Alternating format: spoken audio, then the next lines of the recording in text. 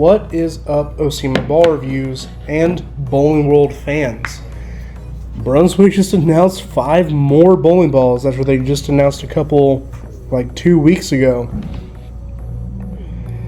And these are some really interesting pieces. Let's start with the actual brand of Brunswick itself, even though normally I would save the best for last because there's a really cool one of these two. But starting off, we have the Quantum Evo Response. Now, the Quantum Evo Response, of course, here you can see it's like smoke, purple, and red. I really like the colors of it. But it features the Quantum Core System 24 core, which was the same core found in the original Quantum Evo Pearl. And this one, it's honestly somewhat of a remake, somewhat of something new of that original Quantum Evo Pearl, because it features the same cover additives in Evolution, but it features the HK22 base. So it's an HK22 Quantum Evo Pearl. Honestly, I'm super excited about this one. I really like the core numbers on this one, and I think this one's going to be a pretty usable piece for, getting left and throwing it right. We're going to come back to it. We're going to come back to the second Brunswick ball. This is the Radical ball that's coming out. The Katana Strike. First off, I love the colors. The black, orange, and gray, or smoke is what they're calling it. They really like that smoke color. But I love how this looks. And it's just a hybrid sanded version of the Assault. That's all it is. It's HK22, but instead of, it being polished up, it's 500, 1500, 3000. I think this is going to be a really good one. If you're just looking for a little bit more friction than your Assault, something a little bit smoother, I think just go for this one.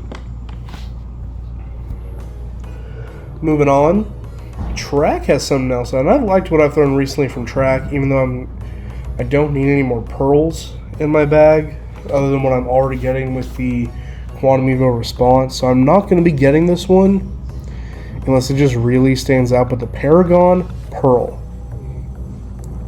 once again, they got to bring in that HK22 to pretty much everything. Can you blame them? It's been really popular. It gives them that hockey stick type reaction that Brunswick just they were able to achieve sometimes, but the whole thing was Brunswick was somewhat known for having forward rolling bowling balls, but HK22 seemed to have solved that issue. Even though I never really saw that, I just heard people claim it. I like some of the angular stuff like that old Web Pearl. That ball was nice. The smoke gray one, or smoke green one, not the gray and black one. That one was from Hopkinsville. I never threw that one. Of course, standard I-Core 3.0 core, 2486,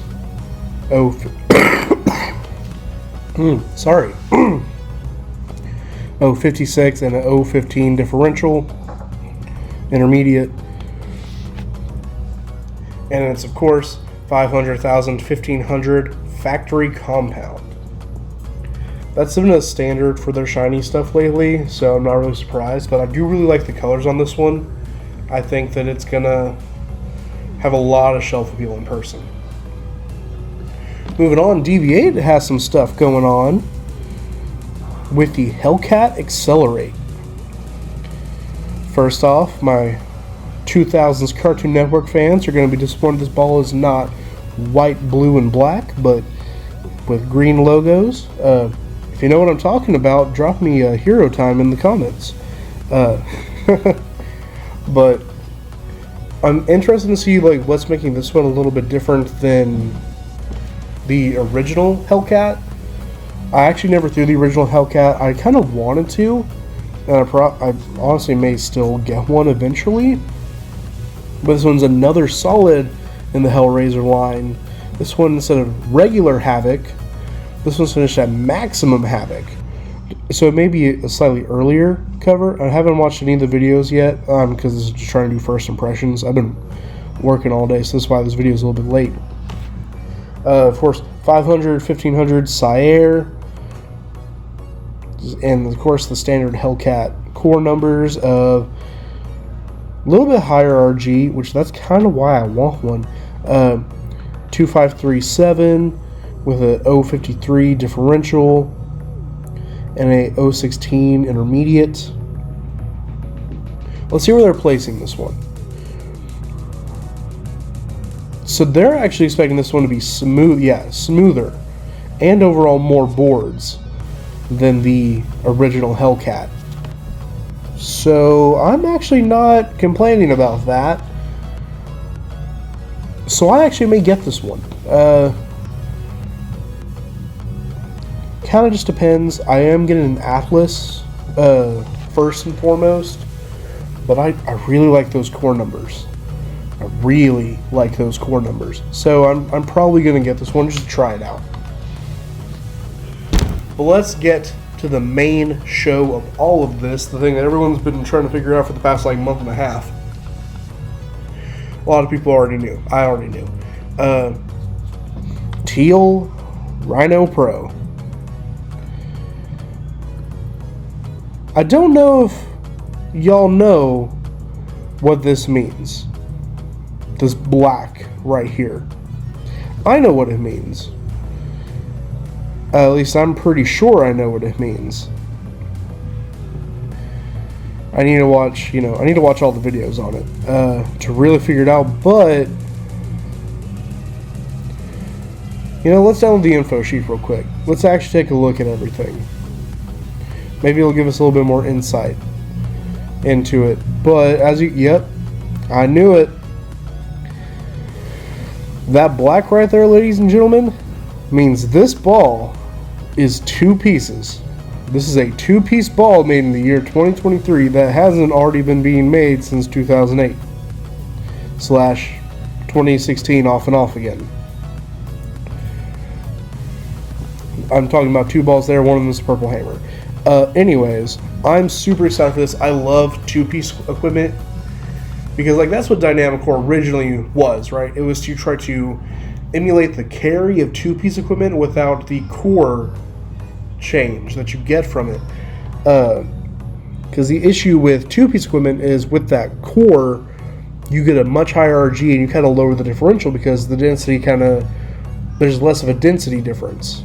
Dynamic Core was to switch that up a little bit, but it's that 1%, right? Because you're supposed to get 13% better hitting power with the 2-piece. You only get 12% with Dynamic Core. It's negligible. But I'm a fan of the 2-piece ball motion. I'm a fan of the higher RG, lower differential stuff. Lets me keep it more in front of me, controllable stuff. And I'm just super excited for this one. It's Activator Plus 3.0 solid.